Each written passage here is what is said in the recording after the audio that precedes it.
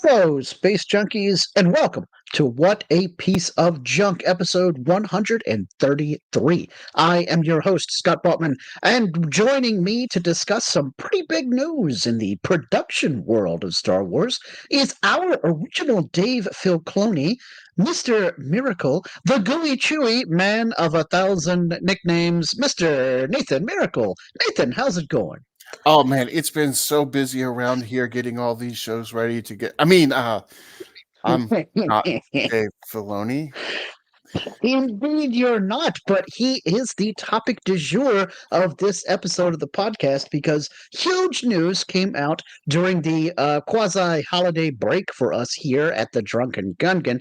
And it's news that we've been expecting, but yet also really hopeful to hear for many years now as Star Wars fans. And so, Nathan, I'm not going to step on your toes. This is big news for you and the guy that you were cloned from. Are a big fan of. So, take it away. Yes, so Dave Filoni has received a promotion. He is now the chief creative officer for Star Wars for Disney, Lucasfilm, and whatever other adjectives you want to put on there. He's Yes. the creative guy.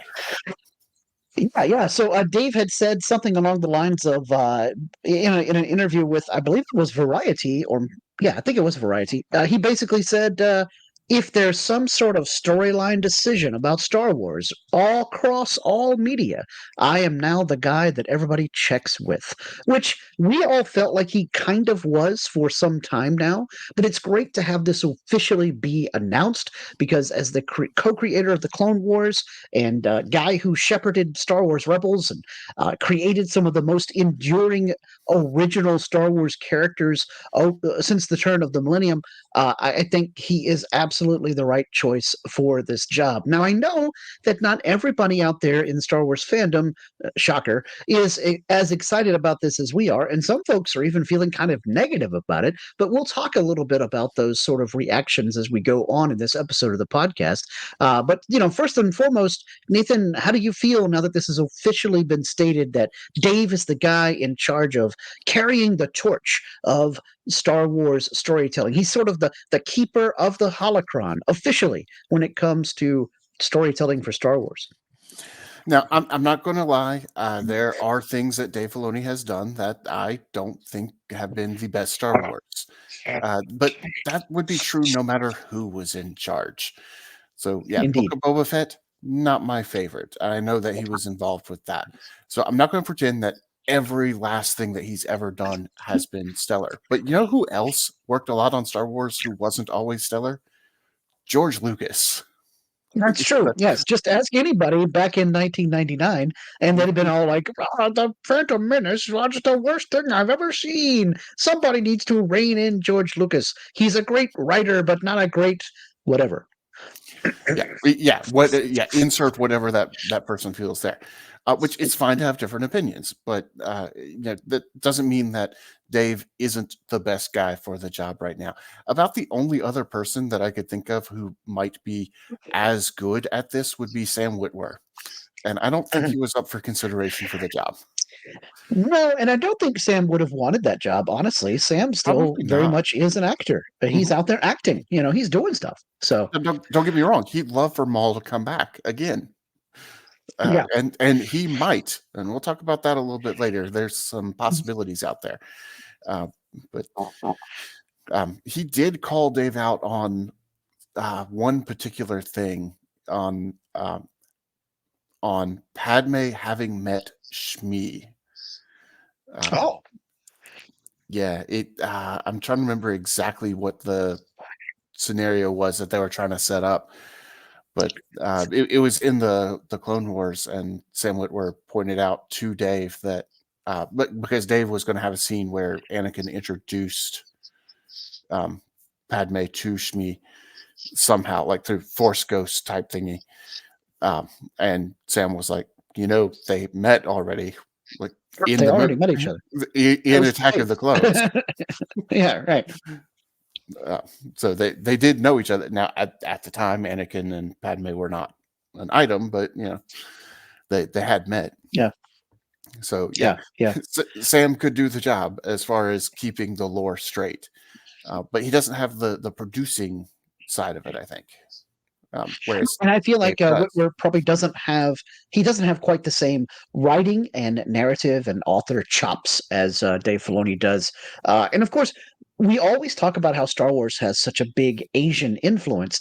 And having worked on Avatar: The Last Airbender cartoon series, I think Filoni also has a pretty good grasp of that type of DNA or historical connection that Star Wars has with that entire feeling. Um, and so have you heard anyone really talking online that's kind of poo-pooing the whole idea of Dave being the guy in charge of a story for Star Wars? I have, and it's mostly been focused around particular aspects of Star Wars that people didn't respond to as well, notably the Book of Boba Fett, which he was a producer on. Now, I think he was most involved in the 2 episodes that people liked the most, which were the ones that didn't really have Boba Fett in them. Right, but, right. uh, but I've heard some people talk about Ahsoka as well, and some things that they didn't like about Ahsoka. Some of the complaints that I've heard, quite frankly, are matters of opinion, not really Of course. like Yeah. presented as objective fact, but not really objective fact. Like, Thrawn made a mistake when he did this. I'm like, well, yeah, maybe, but that could be considered the right thing for him to do too. Put yourself in Thrawn's shoes. He thought it was the right thing because Dave thought it was the right thing.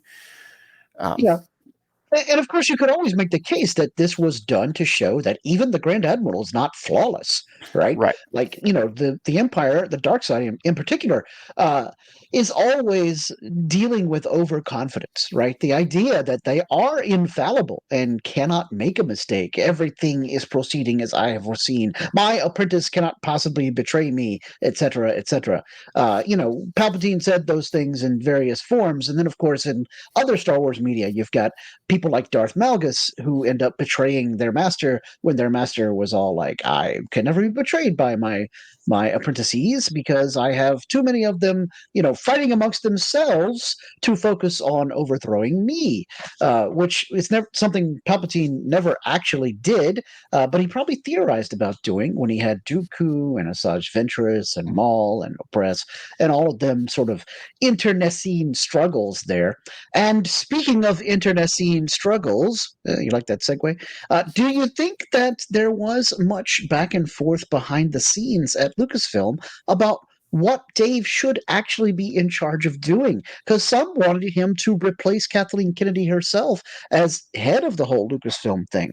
But that's not usually his bailiwick. And others wanted him to just stick to certain particular projects and not get involved in everything. What are your thoughts about that? If I had to guess, I would say you're exactly right when you say that that's not his bailiwick to be the guy in charge of everything. He has been learning the production side of things. He's been studying under Happy, whatever his real name is. His real name is Jon Favreau. Yeah, that guy. Sorry, I was just blanking on it for a minute, but Happy, I do like that you remember him as Happy and not one of the many other more famous roles that he's had. But go on. No, absolutely not. He is Happy, and to me, he always will be. But he studied under him. He also studied under Rian Johnson, and I think a lot of people forget that a lot of the live action chops that he has came from studying on The Last Jedi, which Yeah. was a beautiful film. I know there's a lot of things that a lot of people didn't like about that film, but the cinematography usually doesn't get listed as one of those, except in one particular fight scene. But details, specifically the details of that fight scene with the disappearing weapon. But Yeah. Right, but be that as it may, it's obviously that Rian Johnson and his director of photography director of cinematography were amazing, and Filoni studying that has been great, and of course studying, like you said, under Favreau has been great, because Favreau did producing duties on lots of other things besides just The Mandalorian, for some Marvel stuff as well, and back when putting the Marvel name on a movie meant that you knew it was going to be close to a masterpiece or a genre film. So yeah, I think his craftsmanship is not in question. I think maybe, like you said, it's a matter of personal opinion. I've seen some folks online who are lamenting about Filoni having this more deeply interconnected type of narrative storytelling, where, like, one of the complaints from, let's say, Star Wars fans of a certain caliber about the Ahsoka series was you had to know all this other stuff for it to really have a big impact on you, which is fair. That's a fair criticism of Ahsoka. I would not say that if someone was not a Star Wars fan and they came to me and said, "Hey, Scott, I really want to get in on this whole Star Wars thing that you love so much. Show me something as a newbie to really get me interested in it." I wouldn't be like, "Well, let's sit down and watch 8 hours of Ahsoka." It's not going to get the job done, because you can't sit there and watch even 7 or 8 episodes and really understand it all, much less drop in and watch one story with her and be all like, "Oh, Star Wars is cool." I mean, it'll have some interesting special effects, but really, it had so much mythology built into it that the only things that you would pick up on if you were a casual observer and not a diehard Star Wars fan were almost to the level of tropes about a hero's journey, trying to get revenge for things, rebuilding from a fallen empire, uh, fulfillment of prophecy, the idea of the afterlife. I mean, even the titles of several episodes of Ahsoka were callbacks to other more famous works, like The Jedi, the Witch, and the Warlord, which was The Lion, the Witch, and the The Lion, Wardrobe. Witch, and Wardrobe. Yep. Yep, Ahsoka came back from the dead, but now she's wearing all white. I mean, that's Gandalf's shtick, and so on and so forth. And we, as Star Wars fans, understand all the buildup for that. And as genre fans in general, we love the callback to things that we grew up with or that we venerate as examples of the whole motif of the genre. But at the same time, if you're a more negative minded viewer or someone who doesn't have this built in love for Star Wars to get all the nuance, you look at that and you think, well, these are just a bunch of tropes. This Filoni guy's a hack. I mean, he's not got any original ideas. This is like watching, any number of Kurosawa films, et cetera, which is not true if you watch some of the other stuff that Dave has done. But then you get back to the initial complaint of, I can't just sit down and watch an episode of a Filoni inspired streaming series and take it for what it is. I have to have all this other. Uncharitable description would be I have to bring all this baggage with me. A more charitable description would be I have to be invested in the storyline and be a real super fan in order to really appreciate this. So is he going to, I hate to use the P word, but pander to superfans too much? Or is he going to be the kind of creative director that makes fans into superfans? What are you thinking? That's a very interesting question because we've gotten both of those. Ahsoka is very much the pandering to super fans. Davies even talked about that with the final scenes with Balin standing on the statues of the Mortis trilogy, or at least 2 out of 3 of the Mortis trilogy, with one having fallen, and how Right. that really caters to a particular type of fan. This type of fan, but not every type of fan. That's the sort of thing that I have to explain to people when we're watching it. They're like, "Oh, what are these big faces?" I'm like, well, there's this whole story that goes along with that, and it's kind of a Yeah. weird story even within Star Wars.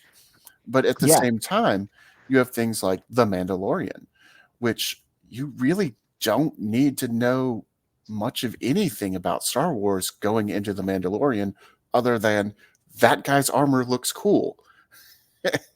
Yep. That's pretty much it. It kind of helps to know that this little guy is the same species as Yoda. It might mean more to you, but you don't need to know that. The child is cute, regardless of whether you know Yoda or not. You don't need to know hardly anything about Star Wars to become a fan through The Mandalorian.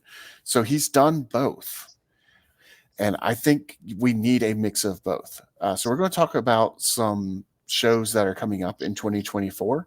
And I think one of the things that we can talk about is which ones we think will cater more towards the hardcore fans and which ones will cater more towards Hey, I've heard of Star Wars. This sounds fun. Okay, this is good. Yeah, it also helps to enjoy the Mandalorian if you know who stormtroopers are, because at the very least, That's the true. Mandalorian was fighting some stormtroopers on the regular, Yeah. at least in the Although first season. although it's kind of similar as with the original Star Wars. You can tell those are bad guys. Those are the Yes, faceless yes, goons. You don't yeah, necessarily have to have seen all of Star Wars to recognize, yeah, those guys are not good. yeah, yeah. So George Lucas famously made the bad guys wear white in the original Star Wars because that was sort of off kilter for the classic space opera or serial adventure. Anyway, so there are 5 Star Wars shows that will debut on Disney Plus next year, and our friends over at CBR.com, a bastion of journalism. Anyway, have put out a list of what all is coming to the uh, Disney Plus, universe when it comes to Star Wars next year. So, Nathan, take it away with the list here. All right. So we've got five shows. 3 of them are going to be live action. 2 of them are going to be animated. We have, or did I have that backwards? Oh, Nope, you got nope. it right. I was right. Yeah, Three of three are live three action. of them are 2. live action. Yeah, Yeah. One of them will be set in the Mando-verse, which is really just a period of time in Star Wars. It's not its own yeah. separate universe, so I don't really like that naming convention. But first up, we have Eh. Skeleton Crew. Then we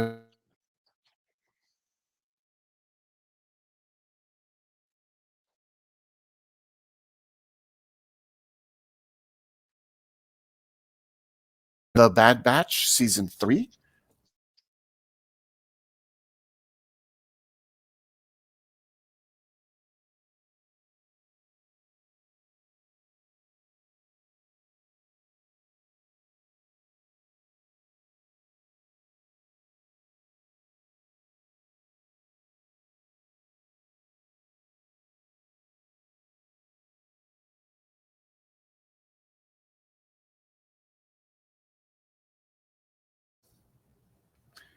Can you hear me now? Yes. Now I can hear you. Okay, I don't know what happened there. All of a sudden, both screens went all swirly for me. Yes, and you were just frozen in carbonite from my perspective. Oh, well, as I was saying, Skeleton Crew, The Acolyte, The Bad Batch Season 3, Andor Season 2, and Tales of the Jedi Season 2. Yeah, I think out of all 5 of these, I would be lying if I said Andor season 2 wasn't the one I was most interested in watching. Although a close second is The Acolyte, because I'm interested in the time period that it is going to be set in with The Acolyte happening. Skeleton Crew is not really high on my list of ones I'm excited about watching. I'm gonna watch it, of course, and maybe it will surprise me. Could be 9 months from now. I'm like, this has been the coolest Star Wars television show since The Mandalorian, but probably not. Tales of the Jedi. I wasn't super excited about the first season, but I'll give season 2 a shot, of course.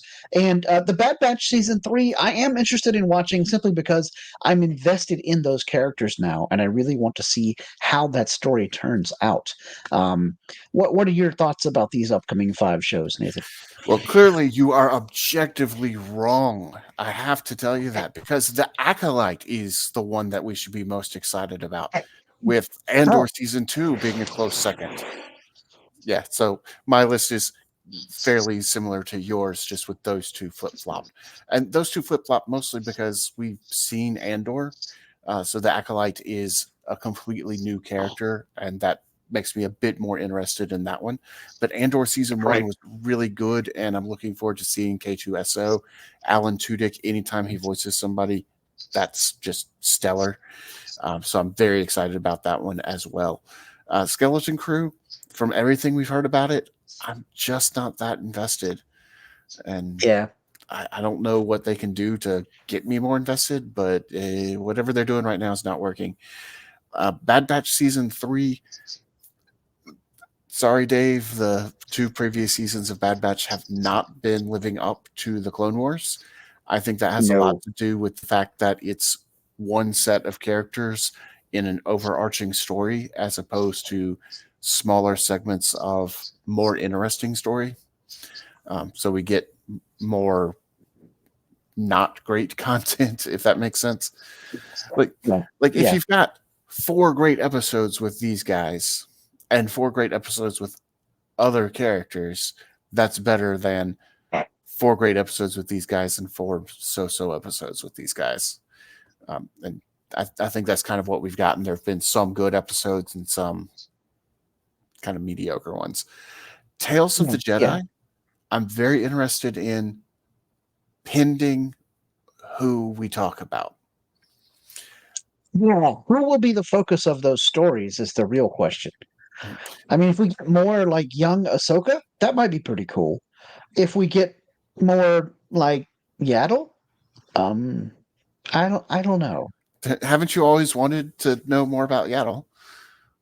No, Say, no, not that's all really. right. No. Yeah, see, Like I don't want a Ki Mundi episode of Tales of the Jedi, or Keanu Evan Mundi's Peel. cool. Both of them had some great moments in the Clone Wars, Uh-huh. but yeah, they're probably not carrying a whole third of the Tales of the Jedi. And honestly, I don't really want to see Ahsoka either. We've seen enough of her. I don't need to fill in the few parts of her backstory that we haven't seen. I actually want to know what was on the menu at Jedi Summer Camp when young Ahsoka attended every summer. Not really. No, that's okay. All right. But what I Okay. It do want to was. see, what I'd be super interested in seeing would be a Balin skull, Tales of the Jedi. Oh, that would be cool. Way better than watching Ahsoka eat Ronto wraps at summer camp with Jedi. Mhm. Yeah. Yeah, Building Skull, yeah, that would be cool. Or even if we did a Tales of the Jedi that was set way, way, way in the past, like in the same era as the Acolyte. Ooh, now that could that be cool. that could be really cool. Yeah, I think getting some characters that we don't know as much about but are still interested in would be important. Yeah, we don't know as much about Ki-Adi-Mundi, but not as many people are going to be interested in Ki-Adi-Mundi. I think we might get Plo Koon because there's a certain creative In charge. officer over there Yeah. who might really like to see Plo Koon. Frankly, he'd be one of my higher ups as far as Jedi Council members go, but I'd still rather see someone like Balin Skull where we know there's a story there and we're itching to know what that story is. Yeah, yeah. I loved the rumors back in the day before we knew Luke Skywalker was going to be in The Mandalorian, that people thought that was going to be Plo Koon come to rescue Baby Yoda. And I was like, how are they going to be all Plo Koon's alive? So I was kind Yeah, of glad that that turned out not to be the case. some of them you don't see them in Revenge of the Sith. You don't see them go down, but or they go down in such a way that they could have survived, but Right. Plo Koon's ship blew up with him in it. Yeah. It'd be a real stretch for him to come back from that. Yeah, definitely. And this isn't Darth Vader going careening off into space in his TIE This is fighter. kaboom. This is a la Jack Porkins. Kaboom. Yes, yeah. And if Jack Porkins comes back, then I'll say, okay, maybe Plo Koon can come back. Yeah, yeah. So. Well, speaking of making a comeback, Star Wars merchandise sure has, with it being ye old holiday shopping season. And we have some merchandise to talk about. But first, let's talk about what Star Wars shirts we're wearing this week. I am jumping on the holiday bandwagon with my This is the Way to the Gifts, my holiday Grogu shirt, as the child is hiding behind the present. And Nathan, have you seen Doctor Who The Star Beast yet? Yes, I saw it today. I absolutely, spoiler alert, in case anybody listening to this episode hasn't watched it yet, but check out Disney Plus, your home for all your Doctor Who needs. I absolutely thought that the Meep was Doctor Who's play for having a Grogu-esque character, and very much loved the snide British dry wit commentary of how the Meep turned out to be evil. Take that, Baby Yoda. You, Anyway, you know, what do you got there for T-shirt there, Nathan? going back to the Meep right quick for a second, I was reminded of Phineas and Ferb because Yes, that's right. they Meep. had an alien called Meep who was cute. Yeah. I was wondering how they managed to get away with that. The answer is they're both Disney. But Yeah. Well, I mean, anyway, this isn't a Doctor Who podcast. it What you is got for not. T-shirt there, Nathan? I am paying homage to the creative officer himself because I'm on a mission from Jabba. This is a baseball shirt that we got in Chicago. I say we as though you partly own it. No, I got this in Chicago at Star Wars Celebration. So it is a reference to the Blues Brothers. We're on a mission. The Max Rebo Band is on a mission from Jabba. The real question is, are we talking Jabba the Hutt or are we talking Ezra Bridger calling himself Jabba? That would be awesome.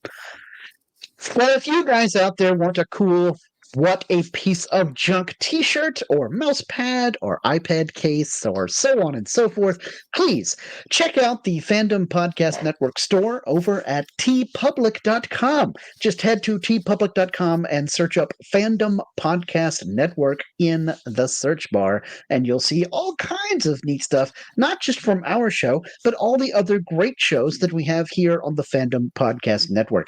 And speaking of the FPN, Nathan, tell folks out there where they can find us.